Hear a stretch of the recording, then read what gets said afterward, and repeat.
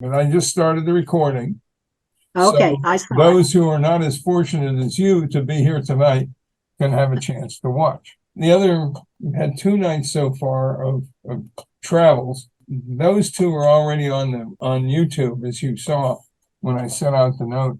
When this one gets on YouTube, I will send out one final list of all of the recordings. So I'm going to go back to share screen, and there we are. So I see, you should see the screen, and I'm going to start my little travel log. But first, I'm going to show the video panel. So I can see you now, as well as you can see me and the screen. This is a bit of a view. We're going to start tonight with the Pergamum Museum in Berlin. A few people commented on that at the last meeting. None of them are here. Right. Yeah, I was there. Oh, you were there. Okay. Yeah. So yeah, that's right. Karen and Patty also heard the discussion of the Pergamum Museum. So we're going to start there and then quickly move on. Pergamum is up here, I'm sorry. And then move on into Philippi, Thessalonica, Athens, and Corinth. And then go into the final trip to Rome. Okay, this is just to prove that we got to the Pergamum Museum. If you don't recognize that slender woman there, I'm sorry, but we visited in another age. We were there in 1987, and Germany was still divided at that time. And getting into East Berlin was crossing a major border. And we were very careful not to take pictures. And we couldn't take pictures in the museum. And I forgot this. And I think I was at the museum one more time, but I haven't been able to find those pictures back in the 2000s.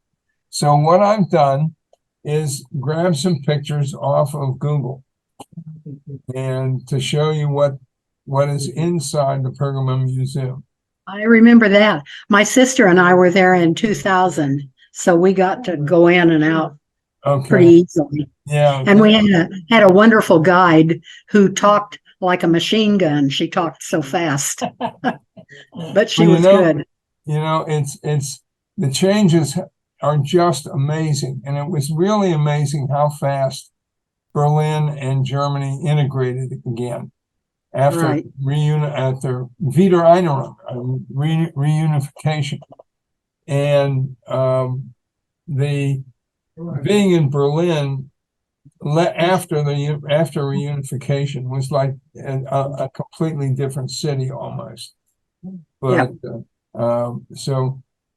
and anyway, this is the altar, what's known as the altar. It's a temple that was built, I think, in the Greek period before Rome, and it was around a long time.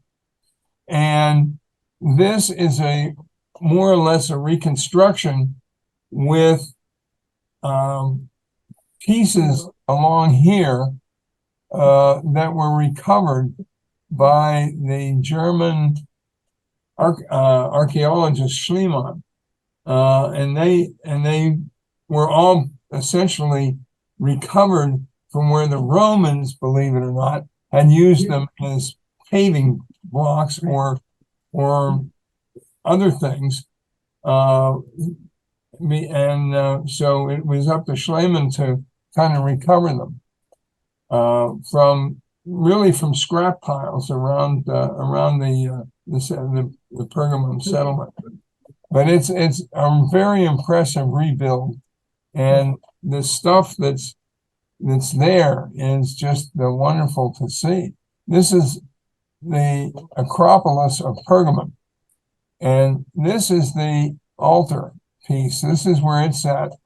And this is the edge of the hill. And it's down the side of the hill that the amphitheater I showed last week appears or occurs. And this was all along the brow. These other buildings were along the brow of the hill. Also in the Pergamum Museum are a couple of other interesting places. This is the marketplace from Miletus. Now, you remember what we saw of Miletus last week. It was not much there. Well, the reason there's not much there is a lot of it is here. This was essentially carried off in bits and pieces by the German archaeologists, and now is resident in Berlin. It's more impressive than anything we saw in Miletus last week. This is the gate from Babylon, and this essentially has nothing to do with Pergamon. It has nothing to do with St. Paul, but it's another impressive piece of architecture from Babylon, which really goes back before the first century. And it's well preserved and it's well presented that was really beautiful because of the bright colors. Yes, exactly. And apparently that's the original stuff, and it's cleaned up and preserved well. Yeah. And this is what they call the walkway, but it's preserved and it's shown on a vertical path, and people don't walk on it, but you just marvel at it. And this is again amazing brickwork that essentially accompanied the walkway. Okay, so that's the Pergamum Museum. If you ever go to Berlin, it's really worth visiting. As long as they haven't given in to the Turks and given it back to the Turks. So we're going to pick up now on the coast of what is now Greece. It was then called Thrace, and we're going to start at the port of Kavala. And this looks like it's a black and white picture. It was taken early in the morning. And it was kind of a gray morning when we docked at Kavala, and this is the port nearest to Philippi. This is the Forum in Philippi. I wouldn't call it a really great preserved or reconstructed place right now, but you can get a feel for what it was like in Paul's era. This, of course, is the Forum, more or less the marketplace in the center of Philippi.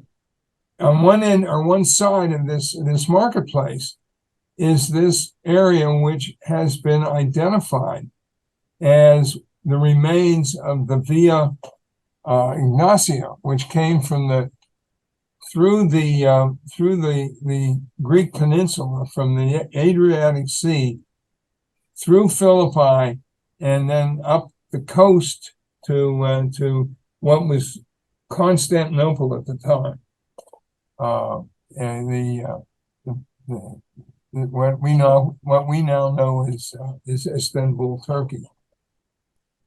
This is also the side of the hill. On one side, and much of the excavations that have gone on since we were there, a lot of this is under excavation now. This is the jail. This is where Paul apparently was jailed after the Jewish leaders kind of got sick and tired of him. There was some unhappiness because Paul apparently healed a slave girl who was able to make predictions about people for money for her owner, and about their health and their future. And after Paul healed her, she was normal and didn't make predictions. People didn't pay for no predictions. And the owners were kind of upset at Paul for taking away a nice living.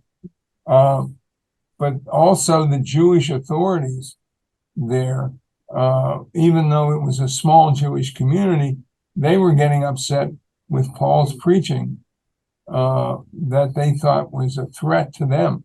So there was enough going on that the authorities decided to place Paul in jail.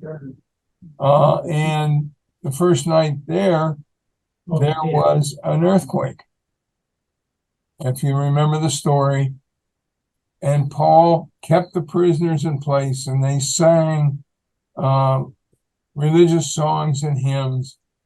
And they were all there when the jailer got there, and he was so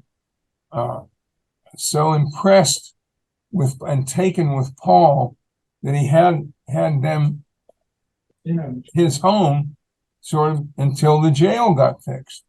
And while Paul was there, he converted the family.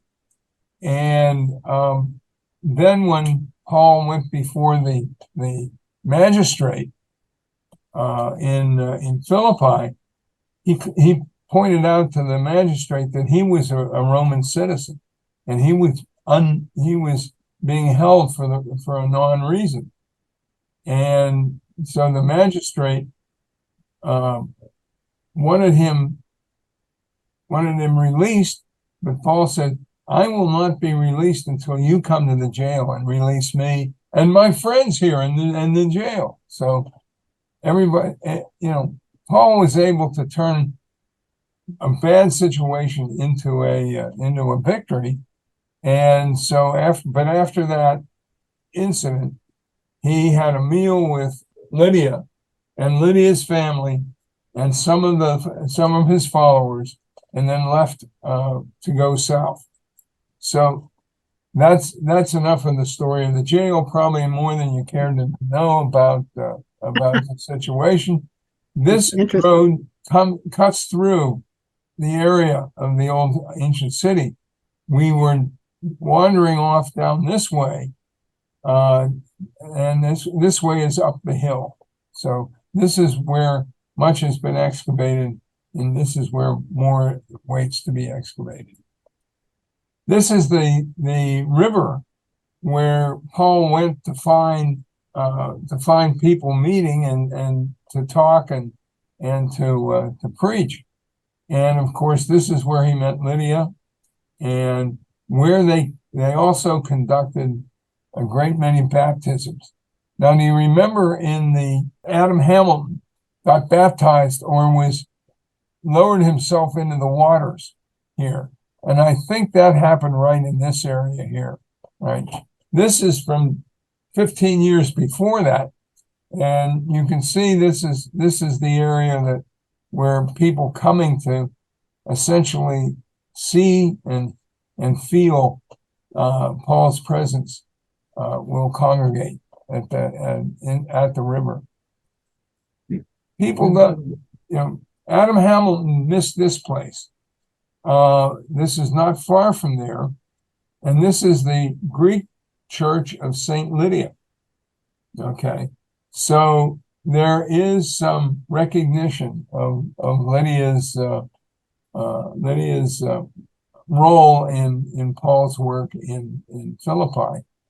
And inside there are these wonderful stained glass windows, and you probably realize this is Paul, right? And this is Timothy, who was with him at the time, remembered in the church. Now we're moving on from Philippi down the coast to Thessaloniki, or as it was known as Thessalonica in Paul's time. This is the city that's here now, the modern city. We arrived on this gray morning and started our tour of Thessaloniki. This is along the waterfront, a very nice place to have an apartment, as you can see. But the weather isn't much better. This was taken from a bus that was taking us on a tour. This is the gate to the old Roman city, the part of the city that was down on the port level. So this is about all that's remaining, or all that, except the Greeks were beginning to look to try to get more done archaeologically to the old city, and this is how it existed in 2002.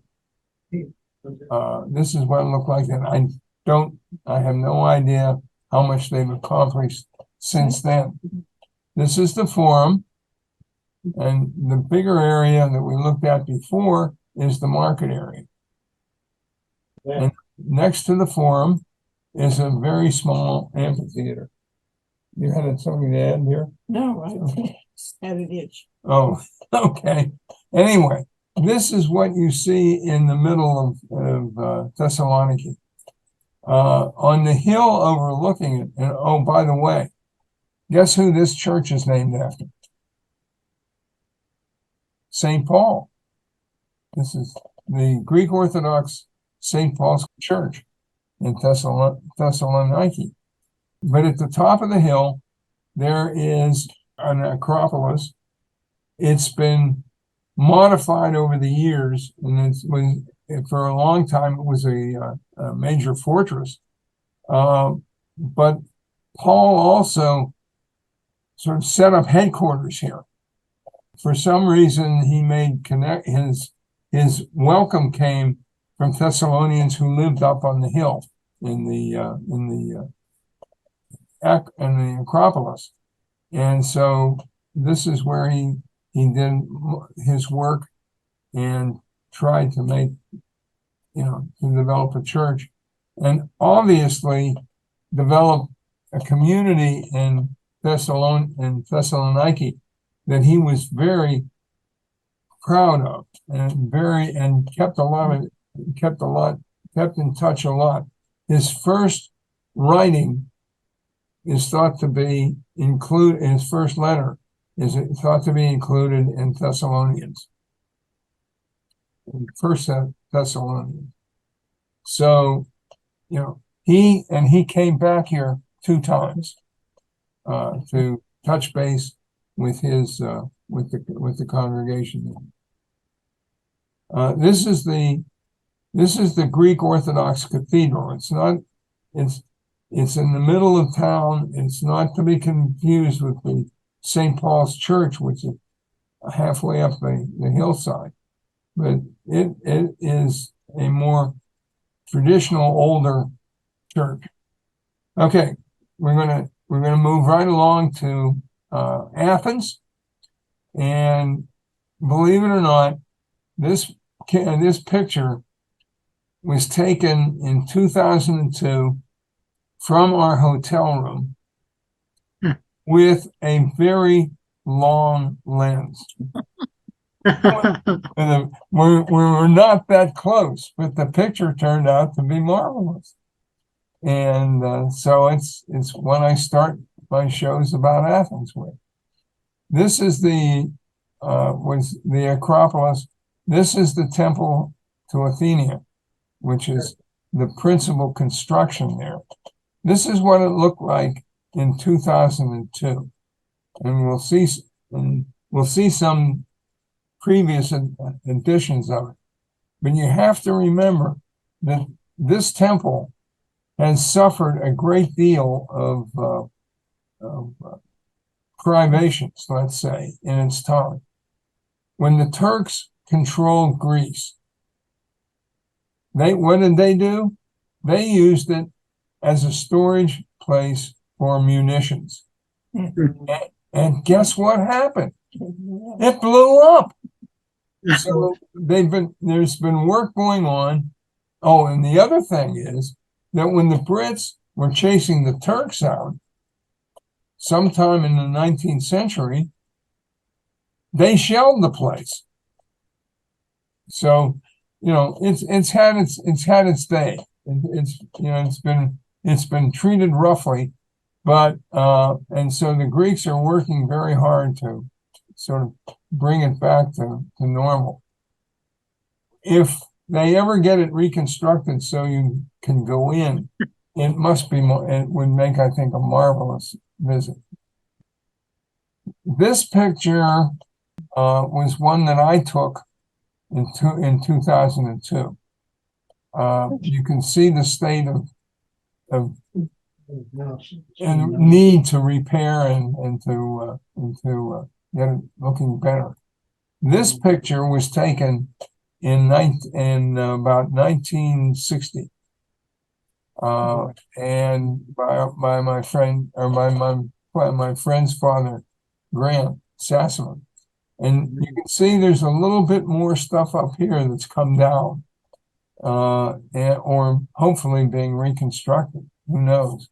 But anyway, that's not much of a change. Also on the Acropolis is this. It's called a rectathon. And the reason I took this picture in and kept it is you've probably heard of the Porch of the Maidens, which is over here, kind of overlooking the edge of the Acropolis, looking down onto the center of Athens. What was that? No, nothing? Okay. I thought somebody had a question. Okay, looking down from the Acropolis, you can see this is the temple of Zeus right here, which is really, from this distance, it doesn't do it justice. It's a huge, marvelous place. And it covers many city blocks. And this is about all that's left. Now, behind this little hill, remember, Bob and Elizabeth showed pictures of the Olympic Stadium. This is the kind of the corner of the Olympic Stadium, which is sort of nestled between these two hills. Yeah. Moving right along. This is the area which is the marketplace, or was the marketplace of ancient Athens. This picture was a 1958 picture, and you can see the state of repair, the state of reconstruction. This is taken again from the Acropolis. This is what it looked like in 2002. This building, which is currently a former temple, but is now used as by the National Arts Foundation of Turkey. This is also near the hill where Paul was in discussion. Remember his speech on the Mars Hill. Okay, and remember Adam Hamilton mentioned that his speech was there in Greek. This is it. We still don't know what he said. Except we know what Luke recorded in Acts, but the Greeks probably had a better word for it. This is another look. This is what Mars Hill looks like from the Acropolis. It must have taken quite a while to assemble the elders there to listen to Paul's speech. Any questions or anything about Athens or comments? Okay. Hearing none, we'll leave for Corinth. Between Athens and Corinth, You know when you're getting close to Corinth when you cross the Corinth Canal.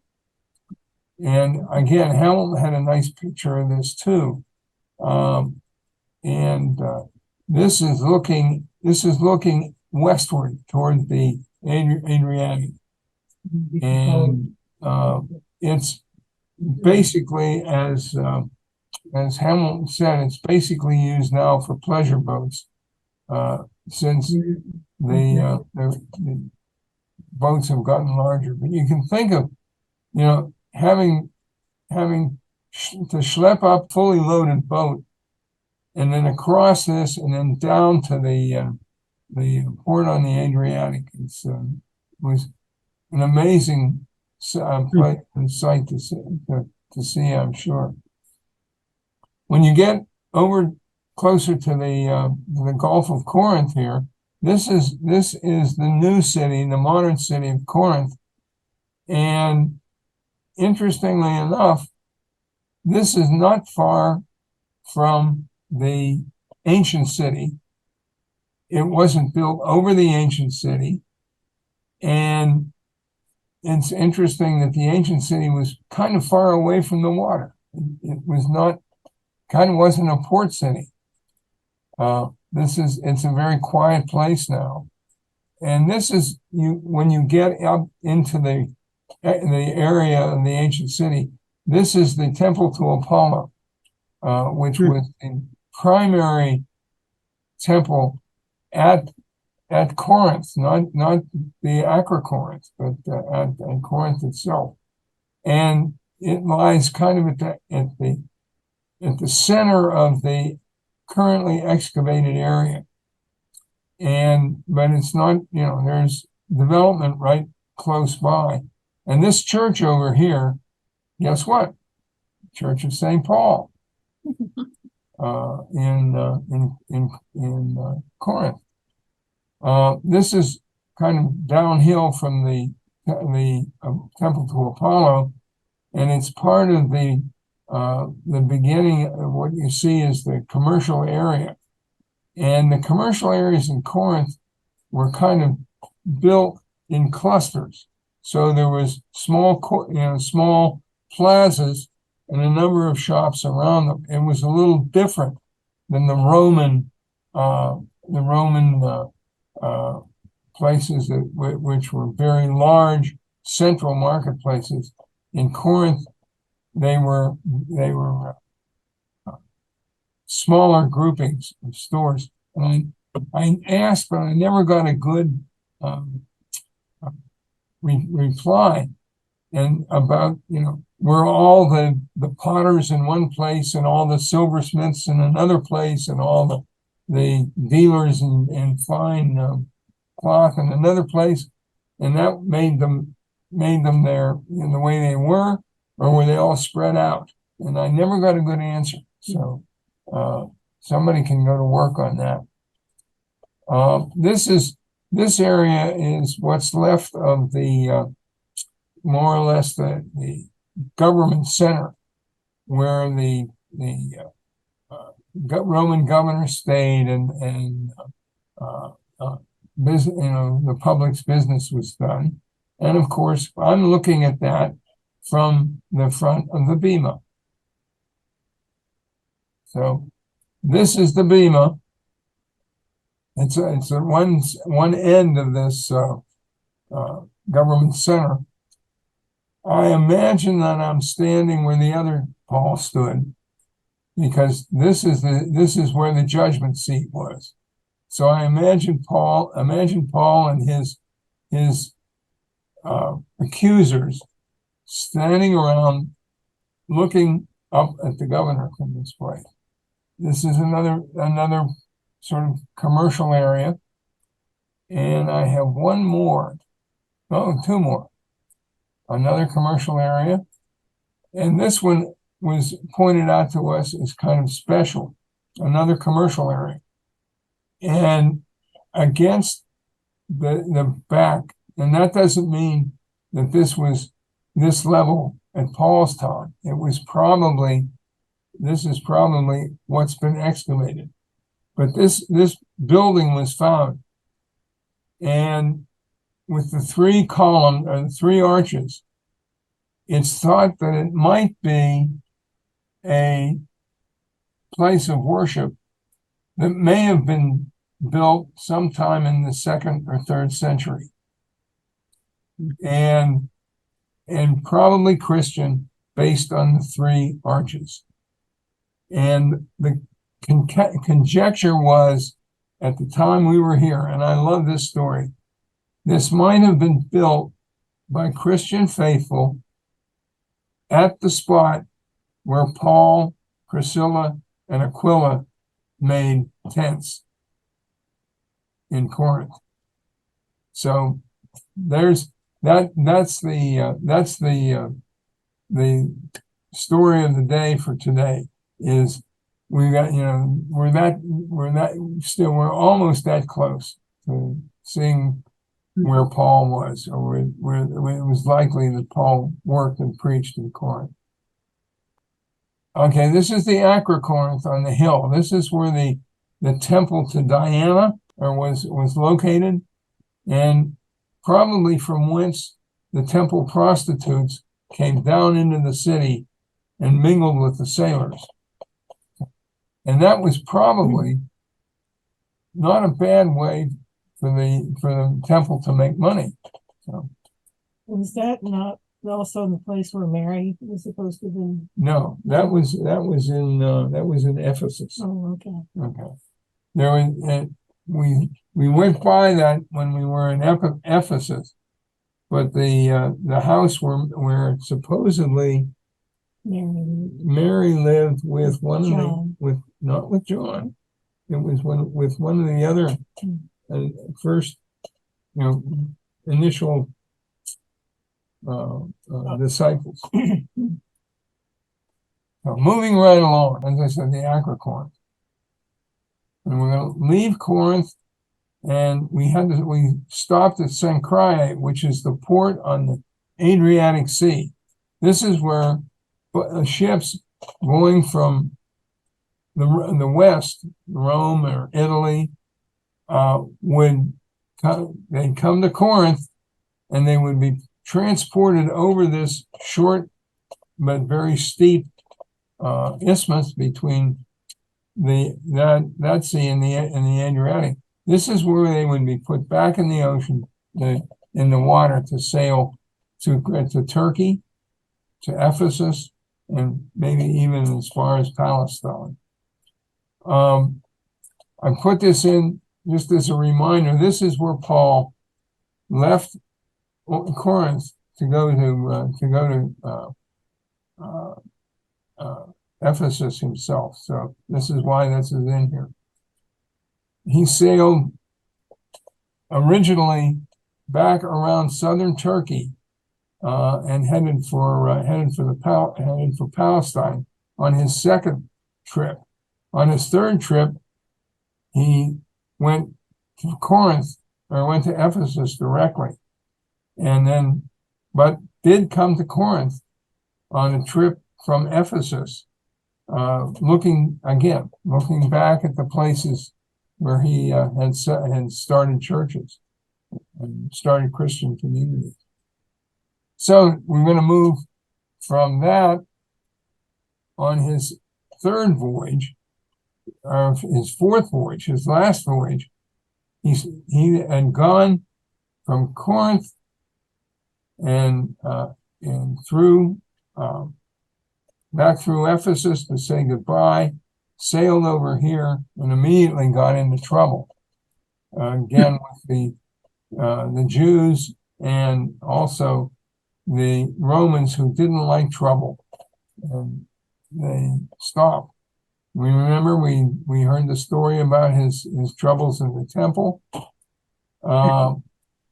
when he returned from his third voyage, and from the temple.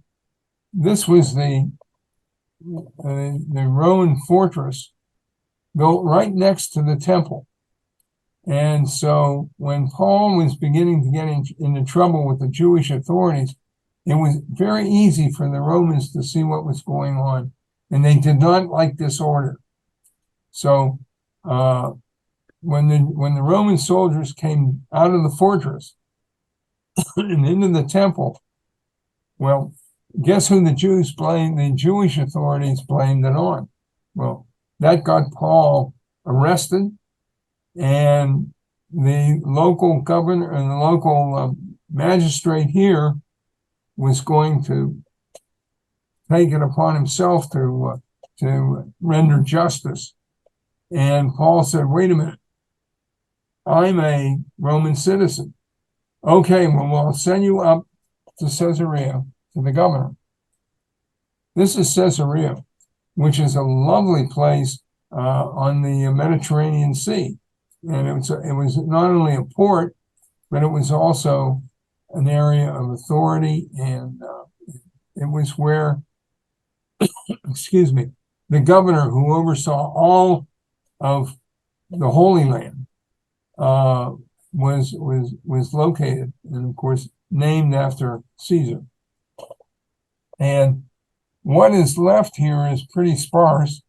The Israelis are not interested in probing into Roman oversight, but it is still somewhat under redevelopment.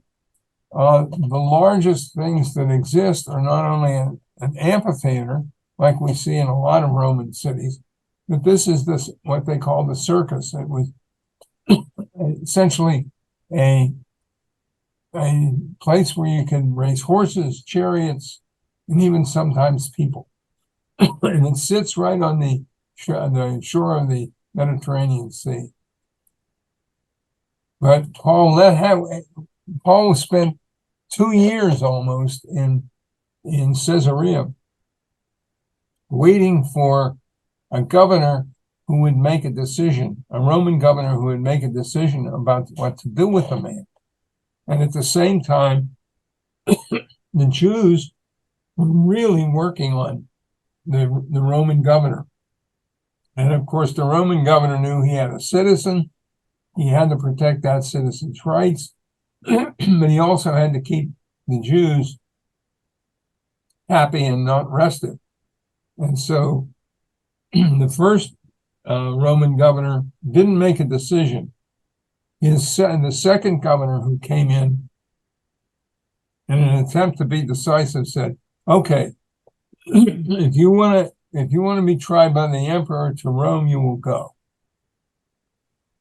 So there was no plane service. They couldn't get him out of there right away. He had to wait till there was a cohort of soldiers who were being sent home because their military duty was over. And so he was sent with that cohort of soldiers, which he found very good audience for his message. So he was working on the soldiers as the ship was sailing back across the Mediterranean Sea to Italy.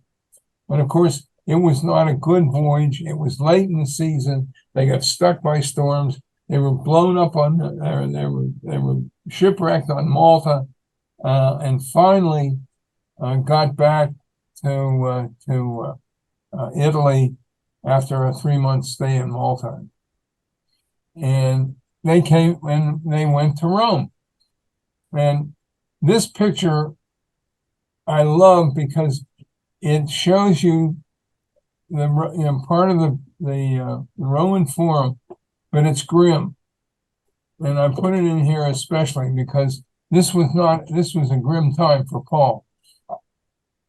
Now, this is kind of what Paul saw in Rome. This was a large Roman basilica, or a big meeting, a covered meeting hall. And of course, it's been constructed by generations of Italians. And this is not a Roman tower. This is a Renaissance Italian tower. But you still see the pillars and some of the construction of the original Roman basilica. And this is on the edge of the area where the Roman Forum has been uncovered and maintained. And we'll see we'll get into that. But since Rome was the imperial city, the palaces for the Caesars sat at one end of the forum, and on a hill, and it was called the Palatine Hill, and the works up there are very ornate, and it's interesting to see and think about this. We think about the grandeur that was Rome and how it was all marble and gorgeous looking and painted and everything, but it was all built on brick. The marble was the facade. The facades have moved on to other uses, and what's left is these essentially well-built brick structures. And for example, this wall was probably either covered with marble or painted. You can see along here the spots where the pillars held up the roof over this part of this enclosed garden. And this, I don't know which emperor was involved in or was resident here, but there were probably several. And interestingly enough, remember when Rome became Christian? Was in about the middle of the 4th century, about 350.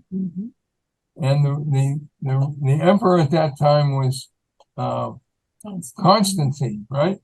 Well, when he essentially institutionalized the Christian church, where do you think the popes wanted to live? On Palatine Hill. So this was originally the residence of the early popes of the Christian church on Palatine Hill, with in the heritage of the emperor and the Imperial Rome. This is down at the ground level of the Roman Forum, and you see a lot of the paving is still there. It still rains in Rome, is all I'll say. And you see all kinds of levels of what can I say, use and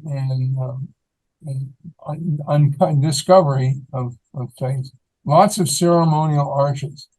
And this one was probably dated from Paul's day. And mixed in with this, of course, are some early Middle Age buildings that are obviously religious buildings. But you still see the skeleton of the Roman temples. And this one we'll see in a bit, but it's essentially a early Middle Age church built inside a Roman temple. Also, this is all in the Forum area, and just amazing kind of layering of the use of these old structures, which date back 2 millennia. Here's the one I was talking about, where inside the Roman temple is built a house of Christian worship. And talk about repurposing.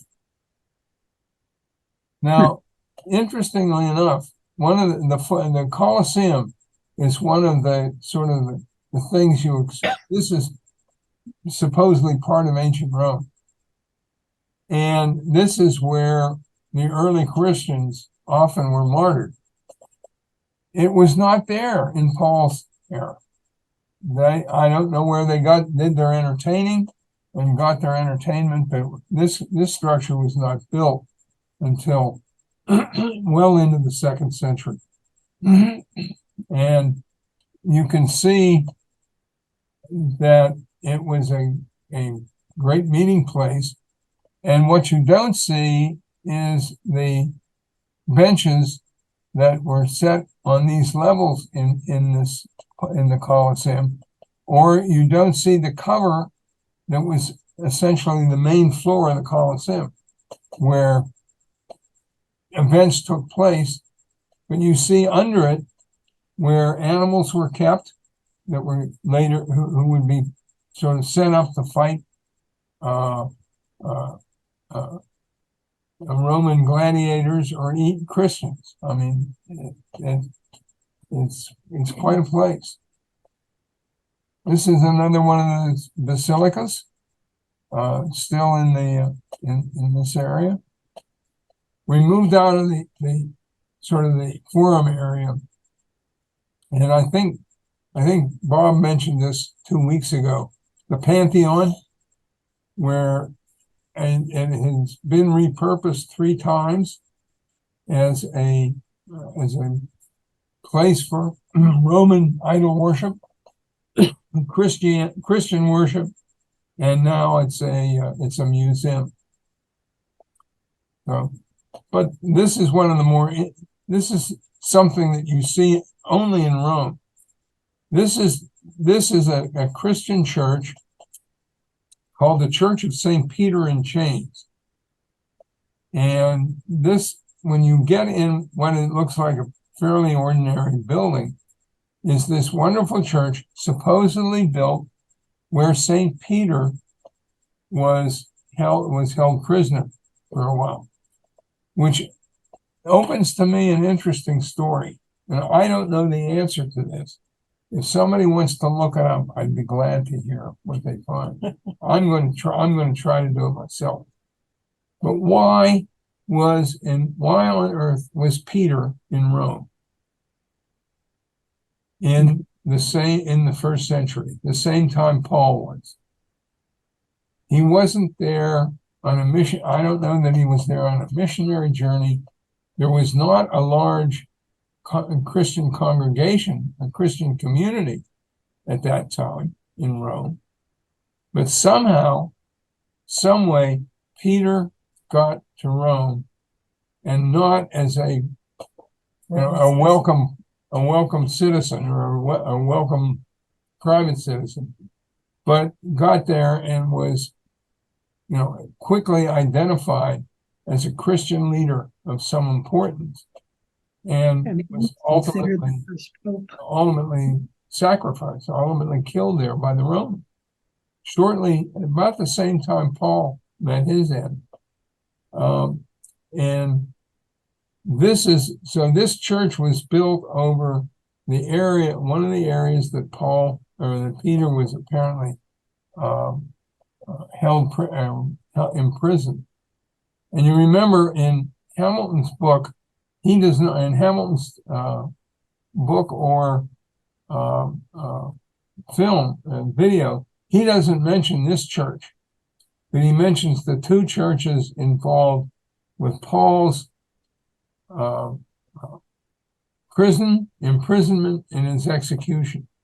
And when we were there, either time we were there in Rome, they were not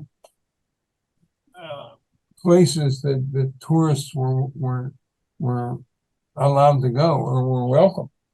We saw nothing of these places as places, but St. Peter's in Chains was there.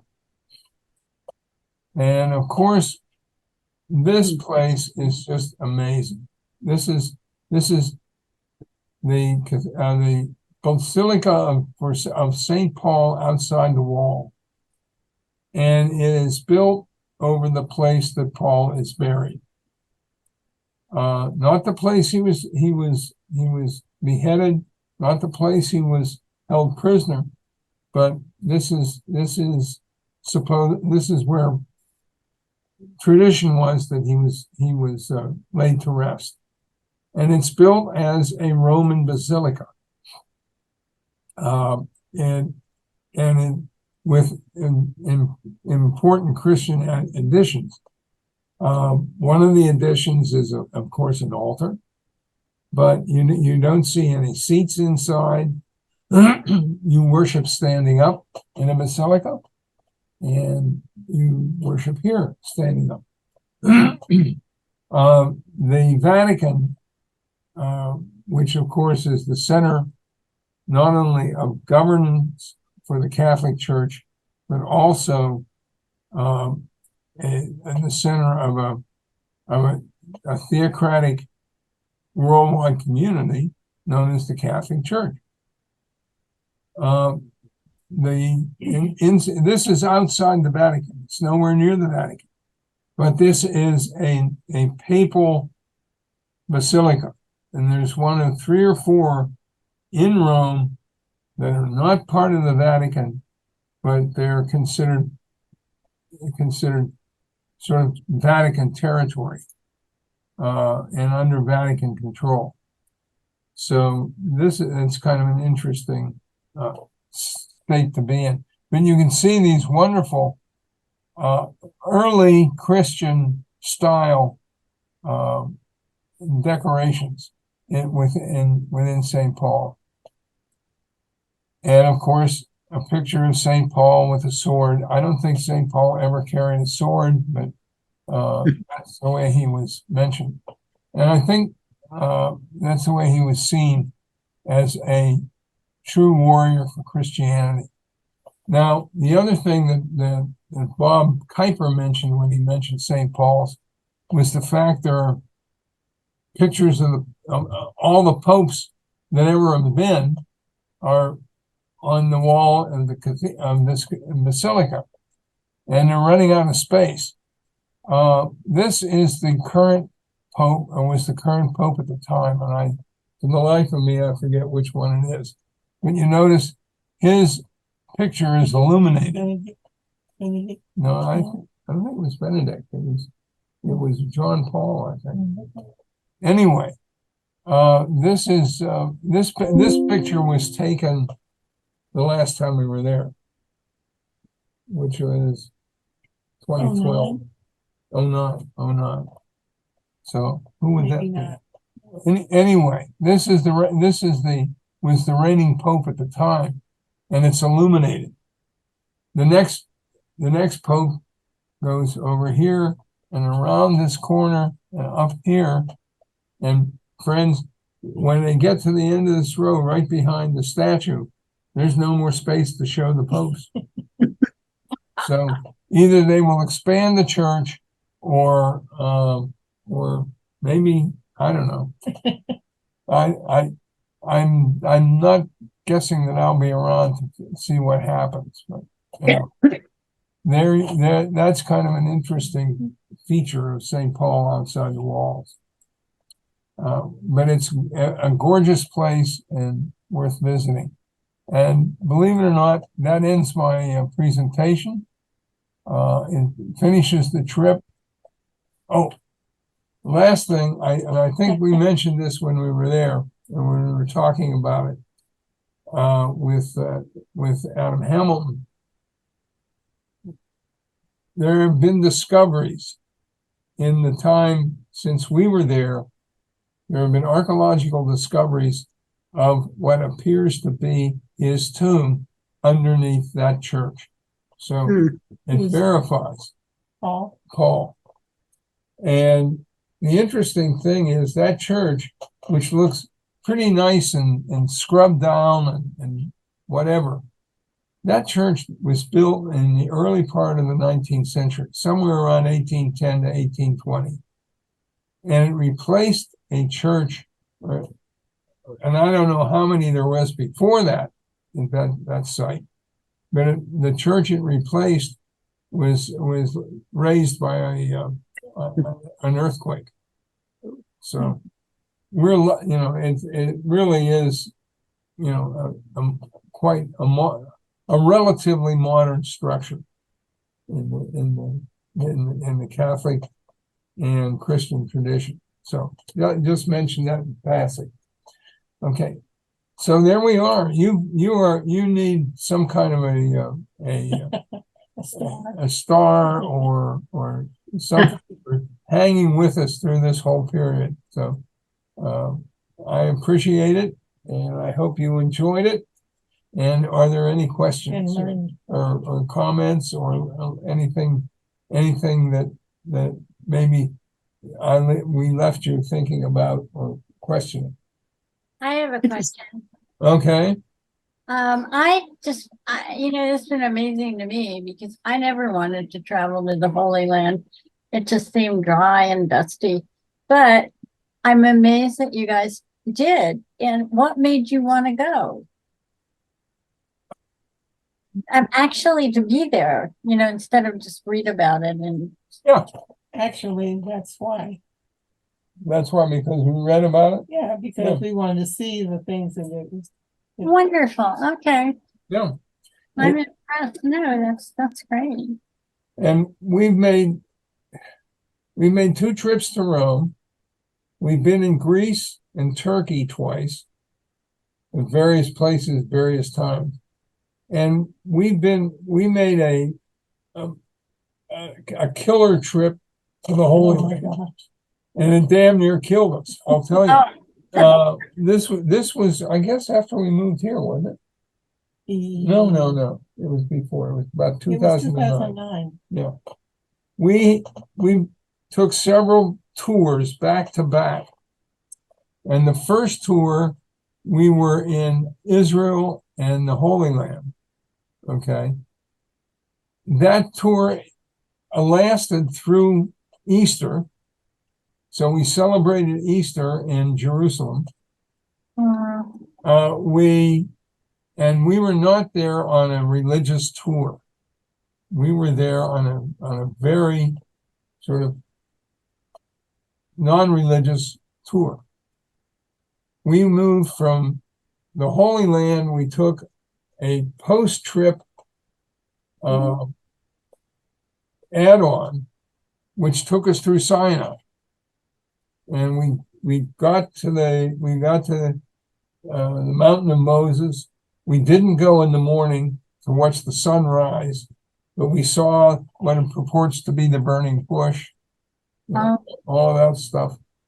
Then we went from there to Egypt, and we started a tour of Egypt, which took us from Cairo to Aswan, to the Abu Simbel, which is south of Aswan. We had to take a flight directly there.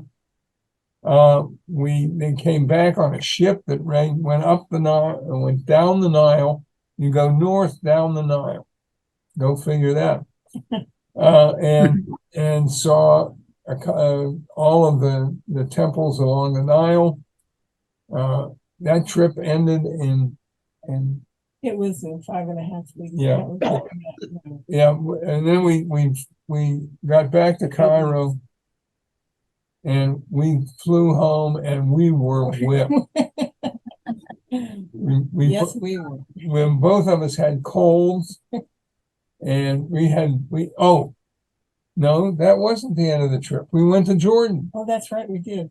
And we went to Jordan, saw some Roman ruins there, went to Petra, which was one of those, one of those places that's hard to get to. It was a day bus ride down, a day bus ride back. We don't do that kind of travel anymore. What's the name of it? Pepper? What's that? What? You said Pepper? I didn't. Petra. Petra, okay. Petra. Okay. It's one of the lost cities of the ancient world. Oh. Just as an aside, our Santa Cruz River runs north too. So Yeah, it's like the Nile. That's right. Exactly. But I admire you guys for going and doing this, and I'm so grateful that you shared all of it with us, because I don't think I ever want to go to that part of the country. It's changed so much for one thing. We have said many times after we've gotten home from places, Boy, I'm sure we got. I'm sure glad we got there when we did. When we did. Yes, because yes, it's not yes. there anymore. Yeah, we were able to make a trip to Russia.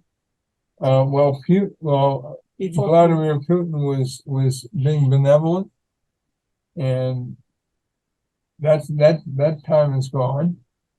Well, we made it to St. Petersburg on a Baltic Sea Mhm. Yeah. Yep. yeah. cruise that we were on. So, and I wouldn't go there again for anything. No way. No way. No. No. It's, I'm glad all of us got to do the trips that we've done, and I'm so grateful that you shared yours because I learned a lot about geography as well as Paul. Great. Thank you so much. I appreciated it. It's fun to see them. When we were on the footsteps of Paul Tripp Yep. with educational opportunities, Right. and we were in Greece, it was a really bad time for Greece. Their Yes. economy was just in the. Academy. We would be on the bus and going out on the highway, and there would be piles of garbage. I mean, it would be like a building Mm. the size of a 2-story building. Yeah. It was very, very sad. It Mhm. was, Yeah. but it was exciting anyway. Well, our last trip to Greece was when that period was just beginning. That's right. Yeah. And What year would that have been? 2012. 2012. Yeah. Yeah. See, we were there in 14. Yeah. And I was short a shirt. So we stopped in the department store in Greece, and they were so happy just to sell me a knit shirt. Yeah. That, oh, anything, is there anything else you need, sir? When we were in Athens, it was the last cruise ship of that year. It was in November. Yep. And I bought a little pamphlet from this guy. I felt sorry for him, a little salesman. And Bob Kuiper took a picture of the two of us. And just as Bob was taking the picture, the guy kissed me. I think I told you about this. But he was so appreciative that I bought that. Yeah. Yeah. You could tell he was desperate for money. I mean, seriously. Well, our EO trip Yeah. was also the last one of the season, and we ended up in Patmos. And when we got on a cab at the bottom of the hill, The bus. We were the bus at the bottom of the hill. We went up the hill with this guy who said, "Well, this is my last trip of the year. Yeah. Oh, I go on the dole." Yeah. That was what we had. Yeah. But it's fun to see everything again. So thank you so much. Yeah, thanks a lot. You're I welcome. appreciate it. And You. one of the things we're always happy to do is to share. Well, let me know if you do anything again, okay? And Well, we're doing part of Morocco in October. You're gonna do what? we're for the what I forgot what they are now, but they used to be the United Methodist Women. Mhm. We did the first part of our trip to Morocco. I guess it was in April Yeah. or May, and we couldn't schedule it until the rest of it until October. So some Wednesday in October, Second Wednesday in second October. Wednesday in October. All right. Yeah. Well, Yeah. thank you again. Well, I have something more to say. And what I would like to say is I just was brought up to be a Methodist, but I never took it seriously. And I didn't think anybody else did either. Seriously. I mean, that's like another whole story. But I think a lot of people felt that way. And when I see that you made these trips, I said, you take this seriously. Wow. I'm impressed. So it's really, had an effect on me. So thanks a lot. Well, Dot was brought up as what Baptist, Methodist, and Methodist. I was brought up Lutheran, and I was taught to be serious by a Okay. So, but it's that the seriousness has endured through at least two other denominations, Methodist and Presbyterian, and that got really serious. So, anyway, you know, I think all of the Protestants have not have a responsibility, but if you're serious about what God means to you and what Jesus Christ has meant to the world, Yeah. you take this kind of thing seriously. Oh, So, no. that doesn't mean you have to be solemn. It just means you have to be serious. I see that. Yeah, again, we can be that way. So, Yeah. Yeah, and don't forget, Methodists are really good at potlucks, and we have one coming up on Sunday. On Sunday, that's right. That'll be fun. That'll be fun. It's been a long time. Yeah. Hadn't been that long. Oh, it has. Okay, so I've got to go now, but it was great, Ken knows it guys. hasn't Thank been you long. so much. Yeah, bye. You're welcome. Everybody Bye-bye. take care. Take care. Bye now.